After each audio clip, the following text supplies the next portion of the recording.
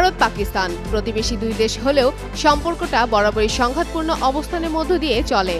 যুদ্ধবিরতি কাগজে চুক্তি থাকলেও সীমান্তে গোলাগুলি, কূটনৈতিক সংঘাত আর অভিযোগ পাল্টা অভিযোগে উত্তেজনা থামার কোনো লক্ষণই নেই এই দুই দেশে। এমন সময়ে সৌদি আরবের সঙ্গে প্রতিরক্ষা ও অর্থনৈতিক চুক্তি করেছে পাকিস্তান। এই পদক্ষেপে আন্তর্জাতিক অঙ্গন সবর হয়েছে আর নয়াদিল্লি স্পষ্টভাবেই চাপের মুখে পড়েছে।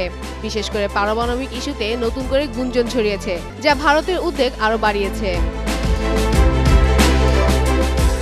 শনিবার যুক্তরাজ্যের রাজধানী লন্ডনে প্রবাসী পাকিস্তানিদের উদ্দেশ্যে ভাষণ দেন দেশটির প্রধানমন্ত্রী শাহবাজ শরীফ। সেখানে প্রধানমন্ত্রী স্পষ্ট করে বলেন, পাকিস্তান আলোচনায় প্রস্তুত, তবে সেটা হবে সমতার ভিত্তিতে।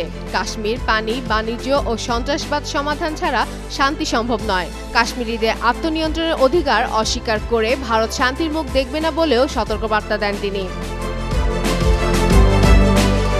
পাকিস্তানের এই প্রধানমন্ত্রী অভিযোগ তুলে বলেন, পালহালগাম ঘটনায় আন্তর্জাতিক তদন্তের প্রস্তাব দিলেও ভারত তা প্রত্যাখ্যান করেছে, তবে পাকিস্তান আলোচনার পথ খোলা রেখেছে। একই সঙ্গে তিনি মনে করিয়ে দেন, ভারতের আগ্রাসনের জবাবে পাকিস্তান ৬টি যুদ্ধবিমান ভূপাতিত করেছে, যা শত্রুকে কঠিন বার্তা দিয়েছে।